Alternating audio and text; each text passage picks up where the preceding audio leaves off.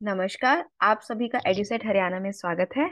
आज हम रिवाइज करने जा रहे हैं क्लास 10th का चैप्टर विद्युत धारा के चुंबकीय प्रभाव। जैसे कि आप सभी जानते हैं कि हमारे एग्जाम्स अब बिल्कुल पास हैं, तो अब हमारे पास बहुत थोड़ा ही समय है और हमें अपने सारे चैप्टर्स रिवाइज करने हैं। तो आज हम इस वीडियो में कोशिश करेंगे कि हमारा जितना भी जो इम्पोर्टेंट पोर्शन है वो हम उसे कवर करने की कोशिश करेंगे। तो आइए स्टार्ट करते हैं हमारा चैप्टर विद्युत धारा के चुंबकीय प्रभाव। तो जैसा कि आप सभी जानते हैं, जैसा हमने पहले भी पढ़ा है कि हमने क्या देखा, जब किसी विद्युत परिपथ के अंदर बैटरी लगाई जाती है और उसके अंदर से विद्युत धारा प्रवाहित होती है, तो हमने देखा कि जो दिक् सूचक है, अगर विद्युत धारा इस तरह से प्रवाहित हो रही है तो दिक् सूचक जो है वो किसी दिशा में हमें संकेत करती है, विक्षेपित होती है। तो उससे हमें क्या पता चलता है कि जो किसी भी तार के अंदर जब विद्युत धारा प्रवाहित होती है तो वो क्या पैदा करती है, चुंबकीय क्षेत्र प्रवाह पैदा करती है। और यही चीज हमने अपोजिट करके भी देखी। जब हमने बैटरी को अपोजिट कर दिया तो हमने क्या देखा कि दिक् सूचक जो है वो हमारा अपोजिट डायरेक्शन में विक्षेपित हो रहा था। तो आइए स्टार्ट करते हैं। आज के हमारे विषय रहेंगे, आज हम पढ़ेंगे चुंबकीय क्षेत्र और क्षेत्र रेखाओं के बारे में। फिर उसके बाद हम पढ़ेंगे कि किसी विद्युत धारावाही में चालक में जब विद्युत प्रवाहित होती है तो उसके कारण जो चुंबकीय क्षेत्र होता है वो किस कारण होता है। दक्षिण हस्त अंगुष्ठ नियम पढ़ेंगे। फिर उसके बाद हम वृत्ताकार धुरी में पढ़ेंगे कि किस तरह से चुंबकीय क्षेत्र पैदा होता है। फिर हम परिनालिका के बारे में पढ़ेंगे और फिर उसके बाद हम विद्युत मोटर और जनित्र के बारे में पढ़ेंगे। और साथ में मैं आपके साथ डिस्कस करती रहूंगी कि कौन से टॉपिक्स जो हैं वो आपको एग्जाम के लिए किस तरह से प्रिपेयर कर रहे हैं और उनके अंदर आपको कितना लिखना है। तो आइए स्टार्ट करते हैं। सबसे पहले हम पढ़ते हैं चुंबकीय क्षेत्र और क्षेत्र रेखाओं के बारे में। जैसा कि आप यहाँ पे देख रहे हैं, आपको एक छड़ चुंबक दिखाई दे रहा है जिसके ऊपर लिखा हुआ है नॉर्थ और साउथ, यानी कि उत्तर ध्रुव और दक्षिण ध्रुव। तो हमने क्या देखा, जब आपने खुद भी देखा है कि जब हम चुंबक के पास किसी लोहे की वस्तु को या फिर दूसरे चुंबक को लेके आते हैं तो वो एक बल महसूस करता है। जहां तक वो आकर्षण बल या प्रतिकर्षण बल जो है वो महसूस होता है, उसी को हम क्या कहते हैं, चुंबकीय क्षेत्र कहते हैं। चुंबकीय कंपास यानी कि दिक् सूचक की सहायता से हम क्या पता लगा सकते हैं कि जो ये दिशा है वो किस तरह से होगी। अब हम इस दिक् सूचक में देख सकते हैं, जब हम रखते हैं तो हमने क्या देखा कि जो हमारी चुंबकीय क्षेत्र रेखाएं हैं वो कहाँ से निकलती हैं, नॉर्थ ध्रुव से निकलती हैं, यानी कि उत्तर ध्रुव से निकलती है। जैसे आप एरो भी देख सकते हो, ये किस दिशा में दर्शा रहा है, इस दिशा में दर्शा रहा है। और फिर उसके बाद देखो इस दिशा में, यहाँ पर ये इस दिशा में दर्शा रहा है, फिर इस दिशा में, और धीरे धीरे से इसकी दिशा जो है वो इस तरह से हमें दिखाई दे रही है, क्योंकि हमारा जो दिक् सूचक है उसके अंदर भी एक चुंबक लगा हुआ है जो हमें किस दिशा में दर्शा रहा है, जो नॉर्थ जो है वो उस दिशा को दर्शाता है। तो हमेशा जब भी हम नॉर्थ के पास रखेंगे तो इसका नॉर्थ जो है वो किसकी तरफ विक्षेपित होगा, दक्षिण ध्रुव की तरफ विक्षेपित होगा। तो इससे हमें पता चलता है चुंबकीय क्षेत्र और क्षेत्र रेखाओं के बारे में। और ये अगर आपके पास क्वेश्चन आता है चुंबकीय क्षेत्र क्या होता है, तो आप इसकी परिभाषा लिख सकते हैं, चुंबक के चारों ओर का क्षेत्र जहां आकर्षण और प्रतिकर्षण बल का पता लगाया जा सकता है उसे चुंबकीय क्षेत्र हम कहते हैं। आइए आगे बढ़ते हैं। चुंबकीय क्षेत्र रेखाएं, अगर आप पिछले अभी जो हम बोर्ड ने सैंपल पेपर इशू किया है, अगर आप उसमें देखेंगे तो उसमें भी एक क्वेश्चन आया हुआ है कि चुंबकीय क्षेत्र रेखाओं के दो गुण लिखिए। तो यह प्रश्न सीधा का सीधा तुम्हारा 2 मार्क्स का बन जाता है हमारा। तो हम इसे 2 मार्क्स के लिए इस वीडियो को पॉज कर कर लिख भी सकते हैं। तो चुंबकीय क्षेत्र रेखाएं, जैसे अभी हमने पढ़ा, चुंबकीय क्षेत्र रेखाएं किस तरह से हैं। चुंबकीय क्षेत्र रेखाएं चुंबक के चारों ओर वे पथ हैं जिनके साथ चुंबकीय कंपास सुई का उत्तर ध्रुव गति करता है। अभी हमने पिछली स्लाइड में देखा था, जो हमारा दिक् सूचक का जो नॉर्थ था वो उसके साथ गति कर रहा था, तो वही चीज इसने बताने की यहाँ पर हमें कोशिश की है। दूसरा क्या है, चुंबकीय क्षेत्र रेखाएं हमेशा उत्तरी ध्रुव से निकलती हैं और दक्षिण ध्रुव पर जाकर विलीन हो जाती हैं। चुंबकीय क्षेत्र रेखाएं उत्तरी ध्रुव पर उभरती हैं और दक्षिणी ध्रुव पर विलीन हो जाती हैं। नेक्स्ट है, चुंबकीय क्षेत्र रेखाएं ध्रुवों के निकट ज्यादा होती है। जैसे हम यहाँ पर देख सकते हैं ना, ध्रुवों के निकट जो है वो ज्यादा है और बीच में कम है। और ये चुंबकीय क्षेत्र रेखाएं कभी भी एक दूसरे को नहीं काटती। ये अपने आप में भी एक प्रश्न बन सकता है कि चुंबकीय क्षेत्र रेखाएं एक दूसरे को आपस में क्यों नहीं काटती। यह आपके लिए क्वेश्चन है, आप इसे ढूंढेंगे। बाकी मैं आपको थोड़ा सा हिंट दे देती हूँ, क्योंकि चुंबकीय क्षेत्र जो होता है, जो चुंबकीय क्षेत्र रेखाएं होती है, उनकी एक ही दिशा हो सकती है, इसलिए वो एक दूसरे को कभी भी नहीं काटती। आइए आगे बढ़ते हैं।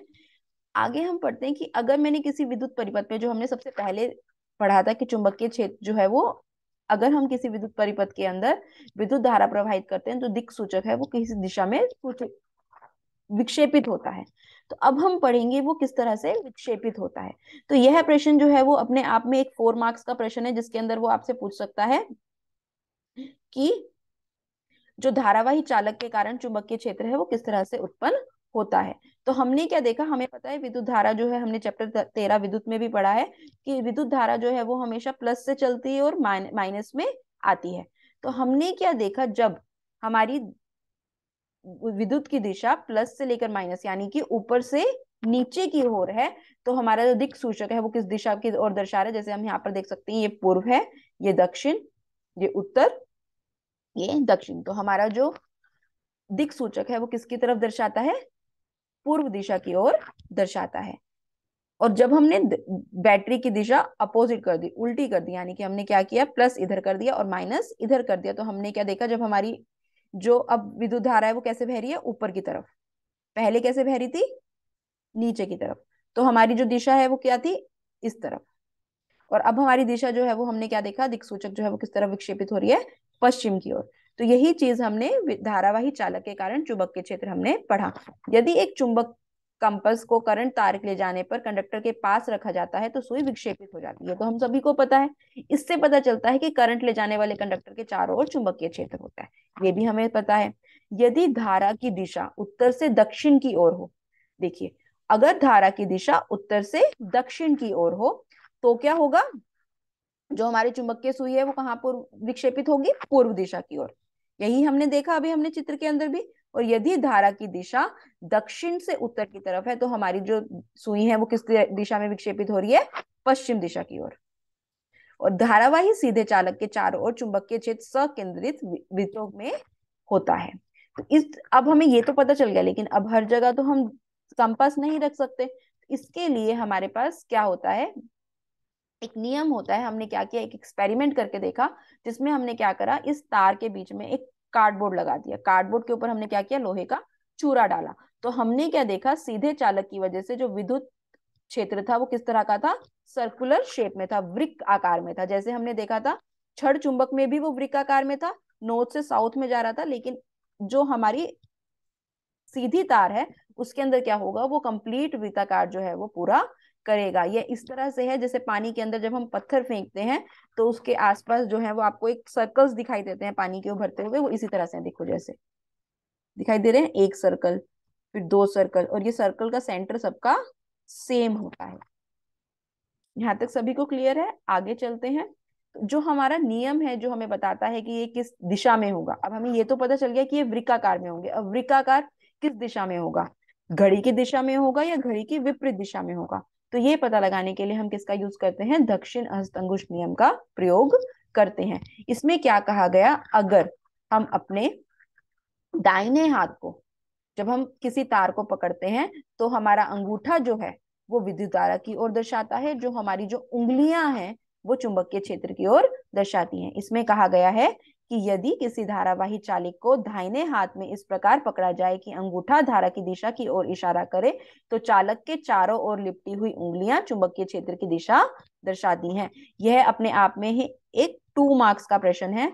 तो आपके जब आप सैंपल पेपर देखोगे तो आप देखोगे कि जो ये चैप्टर है वो 4 मार्क्स का है, और इसमें से 4 मार्क्स का डायरेक्ट क्वेश्चन आया हुआ है। तो 4 मार्क्स को ये टू मार्क्स के पार्ट्स में भी डिवाइड कर सकता है, या फिर 2 1 नंबर के क्वेश्चन और एक 2 नंबर का क्वेश्चन भी डाल सकता है, और साथ में एक 4 नंबर का क्वेश्चन भी डाल सकता है। तो आपके पास जो आपको इसके लिए प्रिपेयर करना है वो किस तरह से प्रिपेयर करना है, 1 मार्क्स के लिए, 2 मार्क्स के लिए और 4 मार्क्स के लिए। तो आइए आगे बढ़ते हैं। ये बहुत इंपॉर्टेंट नियम है, इसको याद कर लीजिएगा। इसे हम इस तरह से भी यूज कर सकते हैं, जैसे हम, आपने देखा होगा जब हम अपने घरों में कहीं पर हमें होल करना होता है तो हम ड्रिल का यूज करते हैं और उसके बाद उसके अंदर पेंच डालते हैं।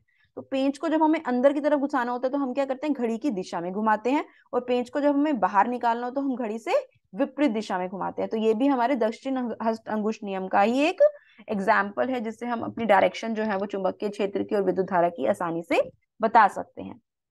आगे बढ़ते हैं।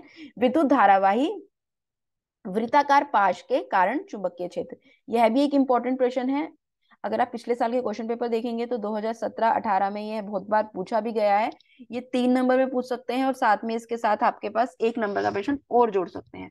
तो हमने क्या देखा, मैंने एक लंबी तार ली और उसको क्या किया, मोड़ दिया वृत्ताकार में, सर्कुलर शेप में, और उसके साथ एक बैटरी लगा दी। ये हमने प्लस लगाया और ये हमने माइनस। तो प्लस माइनस क्या दर्शा रहे हैं, यहाँ पर हमारी बैटरी दर्शा रहे हैं।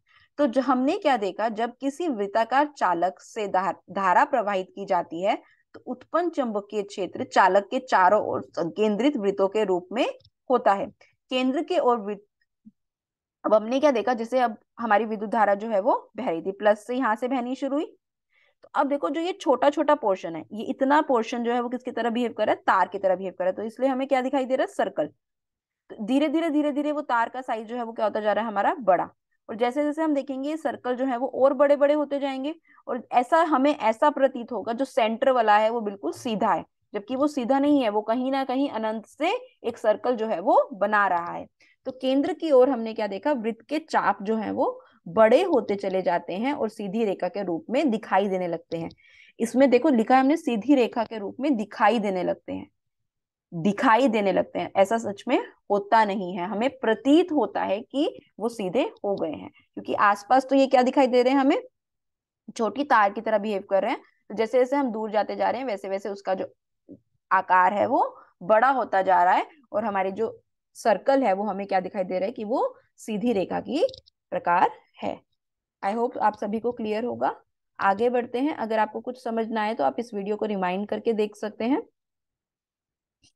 नेक्स्ट हमारा जो इम्पोर्टेंट क्वेश्चन है वो है परिनालिका। परिनालिका 2018 2019 दोनों पेपर में आया हुआ है। 2 मार्क्स का प्रश्न है। साथ में अगर ये पूरा पूछ लेता है, परिनालिका की परिभाषा आती है, तो ये 2 मार्क्स का प्रश्न है। अगर परिनालिका के बारे में सब कुछ वो पूछ लेता है तो ये पूरा का पूरा 4 नंबर का प्रश्न है। परिनालिका में प्रवाहित विद्युत धारा के कारण चुंबकीय क्षेत्र। परिनालिका बेलन की आकार की तार की एक वृत्ताकार कुंडली होती है। जब किसी परिनालिका से धारा प्रवाहित होती है तो वह छड़ चुंबक की तरह बिहेव करता है। तो परिनालिका होता क्या है कि मैंने एक तार लिया, सब आप सभी ने स्प्रिंग देखा है, पेन के अंदर जो स्प्रिंग होता है, तो स्प्रिंग की तरह ही परिनालिका होती है हमारी। तो हमने क्या देखा, जैसे ये बेलन के आकार में, ये देखिए, तो मैंने इसे क्या किया, पास पास विद्युत रोधी तारों को लपेट दिया, और फिर मैंने उसके जो 2 सिरे थे उनको बैटरी से कनेक्ट कर दिया, प्लस और माइनस पॉइंट से। तो हमने क्या देखा कि इसका एक सिरा जो है वो उत्तर ध्रुव की तरह कार्य करता है और एक सिरा जो है वो दक्षिण ध्रुव की तरह कार्य करता है, जैसा हमने देखा था छड़ चुंबक के अंदर। तो हम ये कह सकते हैं परिनालिका बेलन के आकार की तार की एक वृत्ताकार कुंडली होती है। जब किसी परिनालिका से धारा प्रवाहित होती है तो वह छड़ चुंबक की तरह व्यवहार करती है। परिनालिका के सिरे चुंबक के उत्तर ध्रुव, और जो सिरे होते हैं वो किसकी तरह बिहेव करते हैं, एक सिरा उत्तर ध्रुव की तरह बिहेव करता है और एक सिरा दक्षिण ध्रुव की तरह बिहेव करता है। वही चीज इसके अंदर लिखी गई है। परिनालिका द्वारा उत्पन्न चुंबकीय क्षेत्र छड़ चुंबक द्वारा उत्पन्न क्षेत्र के समान होता है। यह भी हमने अपने प्रयोगों के द्वारा देखा। चुंबकीय क्षेत्र की ताकत चुंबक की ताकत और कॉइल की घुमाव के संख्या पर निर्भर करता है। अब एक किस पर निर्भर करता है, जो ये हमने परिनालिका बनाई है इसके अंदर जो चुंबक हमने लोहे का टुकड़ा रखा, वो कितने प्रकार, किस कैपेसिटी का जो चुंबकीय क्षेत्र है वो पैदा करेगा, वो किसके ऊपर डिपेंड करेगा कि मैंने इसके अंदर जो नंबर ऑफ टर्न्स लिए हैं वो कितने ज्यादा लिए हैं, और इसके अंदर कितनी विद्युत धारा जो है वो प्रवाहित हो रही है। तो आपसे 1 नंबर का प्रश्न ये भी पूछ सकते हैं, जो चुंबकीय क्षेत्र की ताकत है परिनालिका में वो किसके ऊपर निर्भर करती है। तो वो किसके ऊपर निर्भर करती है, 2 फैक्टर्स हो गए हमारे पास। एक हो गया हमारे पास विद्युत धारा यानी कि आई, और दूसरा हो गया हमारे पास कि जितने भी हमारे घुमाव हैं एन। क्लियर है, आगे चलते हैं। नेक्स्ट है हमारा घरेलू विद्युत परिपथ। घरेलू विद्युत परिपथ क्या है कि जो हमारे आसपास, जो हमारे घर के अंदर जो हमारा परिपथ जो है वो फॉलो होता है। तो अगर हम अपने घरों में देखें तो मेन स्विच के अंदर हमारे पास 3 वो होते हैं, 1 2 और 3। तो हमारे पास जो घरों में बिजली की आपूर्ति है वो किससे होती है, मेन के माध्यम से होती है। मेन एक मीटर लगा होता है। आप अगर गली में चले जाएं या फिर मेन उसमें चले जाए तो वहां पर ट्रांसफॉर्मर होता है। ट्रांसफॉर्मर से हमारे घरों में मेन्स में बिजली आती है, उसके द्वारा अलग अलग कोनों में घर के पहुंचा दी जाती है। तो अगर हम देखें तो मेनली हमारे पास 2 तारें होती हैं जो इसका कार्य करती हैं। एक रेड इंसुलेशन वायर होती है जिसे हम लाइव वायर या फिर पॉजिटिव वायर भी कहते हैं, और दूसरा ब्लैक इंसुलेशन वाला वायर होता है न्यूट्रल वायर। तो आप जैसे इसके अंदर देख सकते हैं विधुन्मय तार और उदासीन तार, जैसे इसने कहा लाइव वायर और न्यूट्रल वायर। अब लाइव वायर का कार्य क्या होता है कि जितना भी मेन से वोल्टेज आ रहा है, जो करंट का सप्लाई आ रहा है वो लेकर आता है। फिर हमारे पास जो भी विद्युत मापी है, मतलब कि जो हमारा मीटर लगा हुआ है, वो क्या करता है, विद्युत को मेजर करता है। फिर उसके बाद वितरण बॉक्स में डाल दिया जाता है, जिसके अंदर अलग अलग तरह के आप देखोगे बहुत सारे स्विचेस लगे होते हैं, फ्यूज लगे होते हैं, उनके द्वारा जो है वो अलग अलग कोनों में हमारे घर की बिजली जो है वो भेज दी जाती है। अब होता क्या है कि अब हर अप्लायंस को सेम क्वांटिटी ऑफ करंट तो नहीं चाहिए होता, किसी को ज्यादा चाहिए होता है, किसी को कम चाहिए होता है। तो उदासीन तार का कार्य यही होता है कि जितना भी विद्युत धारा जो है वो किसी अप्लायंस को या फिर किसी भी हमारे सर्किट है उसको चाहिए होता है, उतना रखता है, और बाकी एक्स्ट्रा जो है वो उदासीन तार द्वारा वापस भेज दिया जाता है। फिर वो विद्युत तार में आता है और फिर ये प्रोसेस जो है वो कॉन्टिन्यूसली चलता रहता है। साथ में आप देखेंगे एक भू संपर्क तार है। जैसे आप अगर अपने घरों में बड़े अप्लायंसेस देखेंगे, जैसे कूलर है, एसी है, या फिर प्रेस है कपड़े इस्त्री करने वाली, तो इनके अंदर क्या होता है, तीन वो दिए होते हैं, क्योंकि इनकी जो मटेरियल होता है वो किसका बना होता है, धातु का बना होता है, और धातु के अंदर से हमें करंट लगने के सबसे ज्यादा चांसेस होते हैं। तो इसलिए एक भू संपर्क तार लगाई जाती है, क्योंकि जो एक्स्ट्रा करंट है, कई बार हमारे सर्किट के अंदर क्या होता है, लीकेज हो जाती है, कि वो धातु के बने होते हैं, धातु क्या करते हैं अपने अंदर करंट को कुछ रख लेती है। तो वो जो एक्स्ट्रा करंट है वो हमें क्या कर सकता है, हमें नुकसान पहुंचा सकता है। इसलिए वहां पर क्या लगाई जाती है, भू संपर्क तार लगाई जाती है। और संपर्क तार को भू संपर्क तार क्यों कह रहे हैं, क्योंकि इसे कहाँ भेज दिया जाता है, धरती में, यानी कि भू में भेज दिया जाता है। तो वहां पर क्या होता है, धरती का जो हमारा पोटेंशियल है वो इनफाइनाइट है, मतलब कि वहां पर हम कितना मर्जी पोटेंशियल भेज सकते हैं। तो वहां पर क्या होगा, जब हम एक्स्ट्रा जो भी हमारे पास वोल्टेज है या जो करंट है, जो उसे हम धरती के अंदर भेज सकते हैं और हमारे अप्लायंसेस को और अपने आप को नुकसान पहुंचाने से बचा सकते हैं। तो हरे रंग के जो रोधन वाले भूतार को जमीन से रखी धातु की प्लेट से जोड़ा जाता है।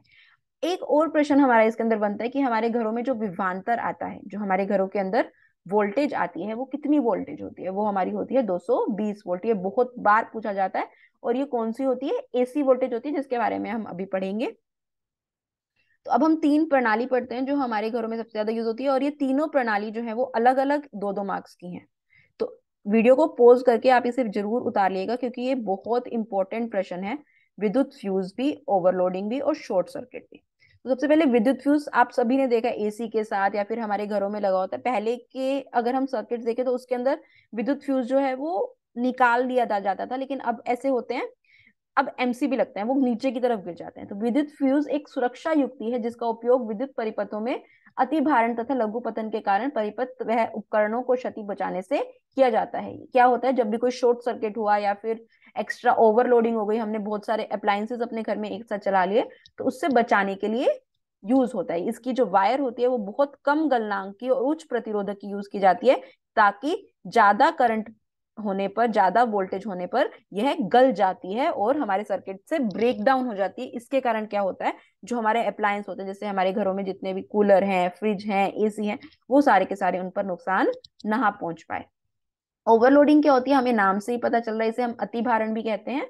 अतिभारण क्या है कि जब हम एक ही उसके अंदर, मतलब कि हमारे घर में 220 आ रहा है, अब 220 वोल्ट, सपोज करो हमने 220 वोल्ट का हमने अपने घर के अंदर लोड ले रखा है। तो अब क्या हुआ, हमने 220 वोल्ट के अंदर हमने बहुत सारे अप्लायंसेस चला दिया, फ्रिज भी चला दिया, कूलर भी चला दिया, लेकिन हमारी जो युक्ति है उसकी तो शक्ति नहीं है इतना। तो एक ही सॉकेट में जब हम बहुत सारे करंट अप्लायंसेस लगा देते हैं, तो उसके कारण क्या होता है, वोल्टेज की वृद्धि होने के कारण जो हमारी लाइव वायर और जो हमारी तटस्थ, मतलब कि जो उदासीन वायर है, वो संपर्क में आने के कारण क्या होता है, सर्किट जो है वो हमारा ब्रेक डाउन हो जाता है, और उसके कारण जो है हमारे घरों में करंट आना जो है वो बंद हो सकता है। शॉर्ट सर्किट क्या होता है, जब लाइव वायर और न्यूट्रल वायर, यानी कि जो हमारी विधुन्मय तार थी और जो हमारी उदासीन तार थी, वो संपर्क में आ जाती है किसी भी कारण से, तो सर्किट के अंदर चिंगारी पैदा होती है या फिर आग आग पैदा होती है।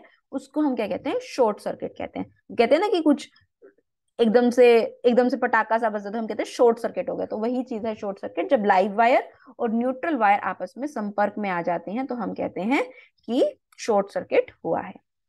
आगे बढ़ते हैं। ये एक इंपॉर्टेंट प्रश्न है, विद्युत मोटर। अगर आप पिछले साल का जो हमारा बोर्ड ने सैंपल पेपर इशू किया है, अगर आप उसको देखोगे तो उसके अंदर भी विद्युत मोटर जो है वो 4 मार्क्स का आया हुआ है, जिसके अंदर आपको चित्र बनाना है, उसका सिद्धांत लिखना है और साथ में उसकी कार्यविधि लिखनी है। तो आइए समझते हैं। मोटर एक ऐसा उपकरण है जो विद्युत ऊर्जा को यांत्रिक ऊर्जा में परिवर्तित कर देता है। आइए समझते हैं ये किस सिद्धांत पर निर्भर है। ये इस सिद्धांत पर निर्भर है कि जब मैं चुंबकीय क्षेत्र के अंदर किसी विद्युत धारावाही चालक को रखती हूँ, इसके अंदर मैंने बैटरी लगा दी, यहाँ देखिए इसमें मैंने बैटरी लगा दी, जब मैं इसको रखती हूँ तो ये एक बल महसूस करता है। तो इसी को हम प्रयोग करेंगे अपनी विद्युत मोटर बनाने के लिए। तो आइए, हमें ये तो पता चल गया कि जब हम चुंबक के अंदर किसी धातु को रखते हैं जिसके अंदर विद्युत धारा बह रही है, तो उसके अंदर एक बल लगता है। अब वो बल की दिशा जो है वो कैसे पता चलती है? वो बल की दिशा हमें पता चलती है फ्लेमिंग के वाम हस्त नियम से। ये आप देखेंगे दूसरे सैंपल पेपर के अंदर 2 मार्क्स का अलग से प्रश्न है। विद्युत मोटर के अंदर आपको इसको लिखने की जरूरत नहीं होती, लेकिन विद्युत मोटर में इसका प्रयोग होता है। तो ये विद्युत मोटर का ही पार्ट है, लेकिन कई बार आपको विद्युत मोटर में साथ भी पूछ लेते हैं और कभी अलग भी पूछ लेते हैं। तो अगर अलग से पूछा जाता है तो ये 2 मार्क्स का आएगा, कि विद्युत मोटर में पूछा जाता है तो आपका 4 नंबर में ही आपको लिखना होगा। तो फ्लेमिंग के बाएं हाथ का नियम क्या कहता है?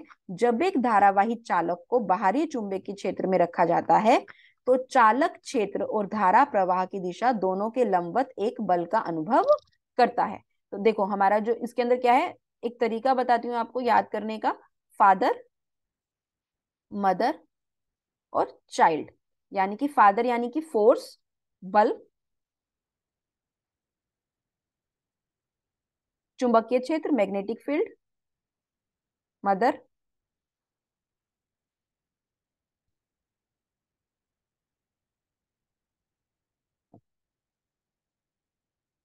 और चाइल्ड यानी कि करंट, विद्युत धारा। तो इससे हमें याद हो जाता है कि कौन सी दिशा में। तो अगर हमने किसी चुंबकीय क्षेत्र में, यानी कि नॉर्थ से साउथ हमें पता है चुंबकीय क्षेत्र की दिशा होगी, विद्युत धारा की दिशा भी हमें पता है, अगर मैंने बैटरी लगाई तो वो हमेशा प्लस से माइनस होगी। तो मैं क्या बता सकती हूँ? अपने अंगूठे के द्वारा बल की दिशा जो है वो बता सकती हूँ। इसके साथ कई बच्चों के लिए हाथ जो है वो ड्रॉ करना बहुत मुश्किल हो जाता है, तो आप सिर्फ ये एरो वाला चित्र बनाकर ये लिख देंगे तो आपको पूरे नंबर मिल जाएंगे, कोई भी आपके नंबर इसमें नहीं काट सकता है। तो आइए आगे बढ़ते हैं विद्युत मोटर के निर्माण के बारे में। देखिए विद्युत मोटर दी हुई है, ये चुंबकीय क्षेत्र है हमारा नॉर्थ से साउथ, ये हमने कुंडली रखी है ABCD, ये हमारे विभक्त वल्ले हैं P एंड Q, और ये ब्रश है X एंड Y, और ब्रश से हमारी कनेक्टेड है बैटरी और की। जैसे ही की का मतलब है हमारी स्विच, जैसे ही की को ऑन किया जाता है तो हमारी मोटर जो है वो चलनी स्टार्ट हो जाती है। तो आर्मेचर जो है वो क्या है? आयताकार आकार में लोहे की कोर पर घुमावदार तांबे की तार की एक बड़ी संख्या के आर्मेचर कॉइल ABCD बनती है। चुंबक जो है वो क्या है? आर्मेचर कॉइल को एक मजबूत चुंबक के 2 पोल पीसेस नॉर्थ और साउथ के बीच में रखा जाता है, ये चुंबक के क्षेत्र प्रदान करता है। विभक्त वलय या फिर दिक् परिवर्तक का कार्य होता है कि यह हमारे धातु को एक ही दिशा, मतलब जो हमारी आर्मेचर कुंडली है उसको एक ही दिशा में घुमाता रहे, ताकि हमारा जो कार्य है मोटर का वो आसानी से पूरा हो सके। तो ये हो गए हमारे विभक्त वाले चुंबक।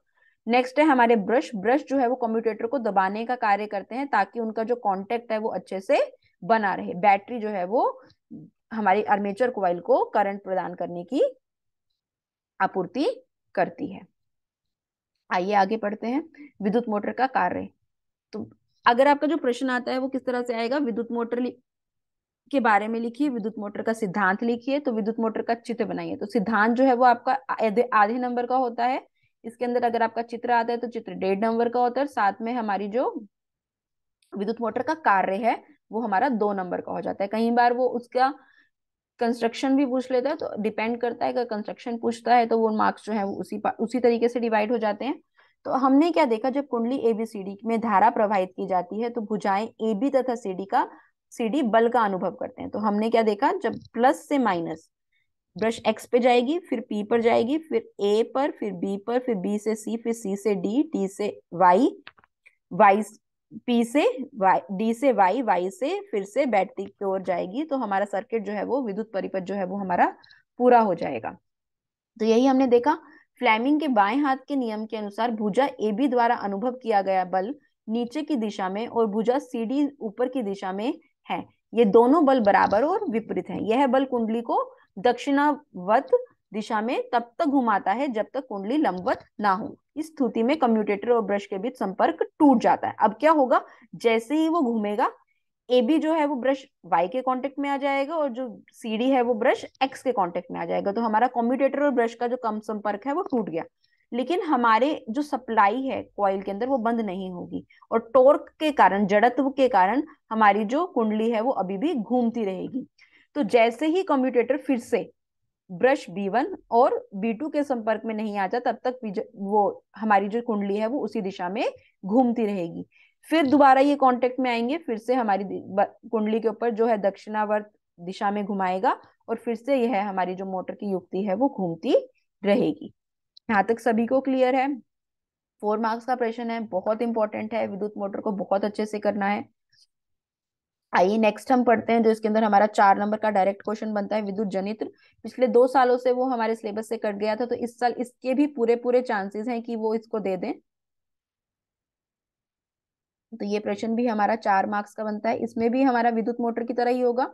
विद्युत मोटर क्या थी, उसका सिद्धांत क्या है, और उसकी कार्यविधि बताइए। इसी तरह से जनित्र के अंदर भी यही है, जनित्र के बारे में लिखिए, उसका सिद्धांत लिखिए, उसका चित्र बनाइए, और साथ में उसकी कार्यविधि लिखिए। विद्युत जनरेटर, जिसे डायनेमोस भी कहा जाता है, एक विद्युत मशीन है जो यांत्रिक ऊर्जा को विद्युत ऊर्जा में कन्वर्ट कर देती है। ये बिल्कुल उल्टा है। अगर आप देखेंगे तो जैसे विद्युत मोटर में क्या पढ़ा था हमने, जो विद्युत ऊर्जा को यांत्रिक ऊर्जा में परिवर्तित कर देती है, और इसके अंदर हमने क्या पढ़ा, जो यांत्रिक ऊर्जा को विद्युत ऊर्जा में परिवर्तित कर देती है। तो विद्युत जनित्र इस सिद्धांत पर कार्य करता है कि जब किसी सीधे चालक को चुंबकीय क्षेत्र में रखा जाता है तो चालक में धारा प्रवाहित होती है। तो विद्युत जनित्र किस सिद्धांत पर कार्य करता है कि जब किसी सीधे चालक को चुंबकीय क्षेत्र के अंदर रखा जाता है तो चालक में धारा प्रवाहित होती है। ठीक है, आगे बढ़ते हैं। विद्युत चुंबकीय प्रेरण, कुंडली के संबंध में चुंबक की गति या चुंबकीय क्षेत्र में परिवर्तन। अब इसके अंदर हमने क्या देखा, जैसे आप चित्र के अंदर देख सकते हैं, देखिए हमने क्या किया, एक परिनालिका रखी हुई है, और यहाँ पर हमने क्या रखा हुआ है, एक यंत्र रखा हुआ है जो हमें बताएगा कि इस सर्किट के अंदर करंट है या नहीं है। तो हमने क्या देखा, हम चुंबक को आगे पीछे कर रहे थे, तो हमने क्या देखा, चुंबक के क्षेत्र परिवर्तित होने के अंदर इस तार के अंदर एक विपरीत दिशा के अंदर विद्युत धारा जो है वो बह रही है। तो इससे हमें पता क्या चला कि जब चुंबकीय क्षेत्र में परिवर्तन होता है तो विद्युत धारा जो है वो प्रवाहित होती है। यही चीज हमने इसके अंदर की, देखिए दूसरे एक्सपेरिमेंट के अंदर हमने की। ये भी हमने एक कुंडली ली, इसके अंदर हमने बैटरी कनेक्ट कर दी, और हमने क्या लगा दी, की स्विच लगा दी, और दूसरी कुंडली के अंदर हमने क्या करा, गैल्वेनोमीटर लगा दिया, ये देखने के लिए कि जो करंट है वो पैदा हो रहा है या नहीं। तो हमने क्या देखा, जब इसके अंदर करंट बहता है, हम क्या करते हैं, स्विच को ऑन करते हैं। जैसे ही स्विच को ऑन करेंगे, स्विच को ऑन किया, करंट जो है वो बहना शुरू होगा। जैसे ही हमने स्विच को बंद किया, इसके अंदर जो गैल्वेनोमीटर है वो इस दिशा में बहने लग जाएगा। जैसे ही स्विच ऑन किया, करंट जो है वो इस दिशा में हो जाएगा। जैसे ही स्विच ऑफ किया, करंट जो है वो इस दिशा में। तो इस तरह से दिशा जो है वो हमारी परिवर्तित होती रहेगी। तो ये इससे हमें पता चला कि विद्युत चुंबकीय प्रेरण कुंडली के संबंध में जब चुंबक की गति या चुंबकीय क्षेत्र में परिवर्तन कुंडली में संभावित अंतर उत्पन्न करता है और प्रेरित धारा उत्पन्न करता है, इसे विद्युत चुंबकीय प्रेरण कहा जाता है। तो विद्युत चुंबकीय प्रेरण अपने आप में एक 2 मार्क्स की परिभाषा भी है। उसके अंदर आप चाहें तो आप एक चित्र भी बना सकते हैं, आपको समझाने में बहुत आसानी होगी, और इससे एग्जामिनर पे बहुत एक अच्छा इफेक्ट भी पड़ेगा कि ताकि आपने समझकर किया है कोई भी चीज। आइए आगे बढ़ते हैं। निर्माण, विद्युत मोटर की तरह ही इसका निर्माण है, लेकिन इसके अंदर क्या होता है, विभक्त वल्ले की जगह वल्ले होता है, मतलब कि इसके अंदर पूरी की पूरी रिंग जुड़ी होती है। उसके अंदर हमने क्या देखा था, आधी रिंग थी। विभक्त वाले मतलब कि टूटे हुए छल्ले थे, और इसके अंदर क्या है, पूरे के पूरे छल्ले हैं। तो इसमें भी हमने क्या किया, रिंग R1 को हमने किससे कनेक्ट किया है, जो हमारे वल्ले हैं R1 और R2, यानी कि रिंग R1 को हमने कनेक्ट किया है ब्रश B2 से, और जो ब्रश B1 है वो हमारा किससे कनेक्टेड है, R2 से। तो ये हमारे रिंग जो है वो कनेक्टेड है R1 B1 से और R2 B2 से, और साथ में हमारा क्या लगाया है, हमने गैल्वेनोमीटर लगाया। तो हम क्या करेंगे, इस धुरी की सहायता से इसको घुमाएंगे, और हम क्या देखेंगे, इसको घुमाने के कारण, अब चुंबकीय क्षेत्र तो है, अब इसके ऊपर हम क्या लगा रहे हैं, बल लगा रहे हैं। तो बल लगाने की वजह से इसके अंदर क्या होगा, बल बदलने की वजह से, दिशा बदलने की वजह से इसके अंदर क्या पैदा होगा, करंट जो है वो पैदा होगा। तो लूप को चुंबकीय क्षेत्र में घुमाने पर ए बी ऊपर की ओर तथा भुजा सी डी नीचे की ओर गति करती है। इस प्रकार लंब से जुड़ा चुंबकीय प्रवाह बदल जाता है और इसमें एक करंट प्रेरित होता है जिसकी दिशा फ्लेमिंग के दाहिने हाथ के नियम से निर्धारित की जाती है। दिए गए चित्र में BAGDC पथ की धारा प्रवाहित हो रही है, यानी कि A से B, B से C, C से D, D से G, और यही प्रोसेस जो है वो साथ साथ चले जा रही है। आधे घूर्णन के बाद जो हमारा वल्ले R1 है वो ब्रश B2 के संपर्क में आ जाता है और जो वल्ले R2 है वो B1 के संपर्क में आ जाता है। इस प्रकार ब्रश B1 हमेशा ऊपर की ओर बढ़ने वाले पक्ष के संपर्क में रहता है और ब्रश B2 हमेशा नीचे की ओर। तो देखो इसमें क्या होगा, ब्रश B1 जो है वो हमेशा ऊपर की ओर जाएगा और ब्रश B2 जो है वो हमेशा नीचे वाली तार की। तो अब हमारी जो दिशा है वो क्या आ रही है, धारा की दिशा जो है वो एक ही दिशा है। तो इस तरह के करंट को हम क्या कहते हैं, दिष्ट धारा यानी कि डायरेक्ट करंट। इस तरह के जनरेटर को हम क्या कहते हैं, डीसी जनरेटर या फिर डीसी डायनेमो। अगर हम हाफ इस पूरे रिंग की जगह जैसे हमने मोटर में यूज किया था, अगर हम विभक्त वाले यूज करते हैं तो उससे क्या होगा, ब्रश B1 हमेशा, ब्रश B1 जो है वो उसका संपर्क जो है वो R1 के साथ होगा, कभी R2 के साथ। तो कभी वो ऊपर की तरफ जाएगा और कभी वो नीचे की तरफ। तो इस तरह का जो जनरेटर होता है उसको हम क्या कहते हैं, एसी जनरेटर कहते हैं। तो आपसे वो पूछ क्वेश्चन किस तरह से पूछ सकता है, विद्युत जनित्र का चित्र बनाइए, साथ में उसका सिद्धांत और उसकी कार्यप्रणाली लिखिए, और साथ में वो यह भी पूछ सकता है कि डीसी जनरेटर और एसी जनरेटर के अंदर आप कैसे अंतर बता सकते हैं। तो आइए पढ़ते हैं दिष्ट धारा और प्रतिवर्ती धारा के बारे में। दिष्ट धारा क्या होती है, वह धारा जो सदैव एक ही दिशा में प्रवाहित होती है, जो हमारी बैटरी के द्वारा, जो हमारे फोन चार्ज होते हैं, जो या फिर हमारे हमारे रिमोट के अंदर सेल डलते हैं, हमारी घड़ी के अंदर सेल डलते हैं, वो सारे के सारे दिष्ट धारा के, वो दिष्ट धारा ही जो प्रोड्यूस जो है वो करते हैं। प्रत्यावर्ती धारा जो होती है जो हमारे घरों में आती है, मैं आपको पहले ही बता दी, हम एसी डिस्कस करेंगे, वही चीज है प्रत्यावर्ती करंट या प्रत्यावर्ती धारा। ऐसा करंट जो अपनी दिशा को उलट देता है समय समय पर प्रत्यावर्ती धारा कहलाता है। हमारे देश में अधिकांश बिजली घर प्रत्यावर्ती धारा उत्पन्न करते हैं। तो यह भी एक इंपॉर्टेंट प्रश्न है कि हमारे घरों में कौन से तरह की धारा जो है वो उत्पन्न होती है या फिर आती है, और साथ में उसका जो विभवांतर होता है वो कितना होता है, 220 वोल्ट। तो आप ये क्वेश्चन जो है वो आप विद्युत वाले चैप्टर से भी मान सकते हैं, विद्युत धारा के चुंबकीय प्रभाव से भी मान सकते हैं। 1 नंबर का प्रश्न है, सीधे सीधे वो आपसे पूछ सकते हैं। आइए आगे बढ़ते हैं, 1 मार्क्स के क्वेश्चंस डिस्कस करते हैं। 2 और 4 मार्क्स के हम साथ साथ डिस्कस कर चुके थे, तो 1 मार्क्स के कुछ क्वेश्चंस डिस्कस करते हैं। बाकी आपकी एनसीईआरटी की बुक्स में और आपकी एक्स्ट्रा बुक्स में बहुत सारे क्वेश्चंस हैं जिनको आप प्रैक्टिस कर सकते हैं। आपके टीचर्स भी आपके साथ दिन रात लगे हुए हैं, आपके प्रैक्टिस करवा रहे हैं, और आप उनका पूरा साथ देंगे और आप अपनी प्रैक्टिस करेंगे। तो आइए डिस्कस करते हैं। चुंबकीय क्षेत्र रेखाओं के संबंध में निम्नलिखित में से कौन सा कथन गलत है। क्वेश्चन को बहुत ध्यान से पढ़ना है। कई बार क्वेश्चन पूछा होता है कौन सा कथन सही है, और इसमें पूछा है कौन सा कथन गलत है। एक बिंदु पर चुंबकीय क्षेत्र की दिशा उस दिशा के रूप में ली जाती है जिसमें चुंबकीय कंपास सुई के उत्तरी ध्रुव को इंगित किया जाता है। हमने स्टार्टिंग में ही देखा था, चुंबकीय क्षेत्र हमने कंपास की सहायता से लिया था जो उत्तरी ध्रुव से हमें दिशा बता रहा था। ये जो वो है वो बिल्कुल ठीक है। चुंबकीय क्षेत्र रेखाएं बंद वक्र होती हैं। हमने देखा था क्या हुआ था, नॉर्थ से निकल रही थी और साउथ में जा रही थी, और मैग्नेट के अंदर साउथ से नॉर्थ जा रही। तो हमारा जो चुंबकीय क्षेत्र है वो बंद वक्र होते हैं, वो कहीं से भी निकलकर कहीं पर खत्म नहीं हो सकते, वो हमेशा उत्तरी ध्रुव से निकलकर दक्षिणी ध्रुव पर ही खत्म होंगी। ये भी हमारा सही है। यदि चुंबकीय क्षेत्र रेखाएं समांतर और समान दूरी पर हैं तो वे शून्य क्षेत्र शक्ति का प्रतिनिधित्व करती हैं। तो अगर चुंबकीय क्षेत्र रेखाएं समांतर हैं, यानी कि वो बिल्कुल बराबर बराबर समांतर दूरी हैं, तो उनका जो चुंबक वो है चुंबकीय क्षेत्र है वो शून्य होता है। जैसे हम अगर हम छड़ चुंबक की बात करें तो छड़ चुंबक के अंदर क्या होता है, ये हमारा छड़ चुंबक है, और उसके अंदर जो चुंबकीय क्षेत्र रेखाएं होती हैं वो सीधी होती हैं, और इसके अंदर जो चुंबकीय क्षेत्र का प्रभाव होता है वो बिल्कुल 0 होता है। तो ये भी बिल्कुल सही वो है। तो वैसे तो हमें पता चल गया कि हमारा जो ऑप्शन डी है वही गलत होना चाहिए, लेकिन फिर भी एक बार देखते हैं कि क्यों गलत है। चुंबकीय क्षेत्र की सापेक्ष शक्ति को क्षेत्र रेखाओं की निकटता की डिग्री द्वारा दिखाया गया है। हम चुंबकीय क्षेत्र की जो शक्ति है वो हम उसकी निकटता की डिग्री से दर्शा सकते हैं।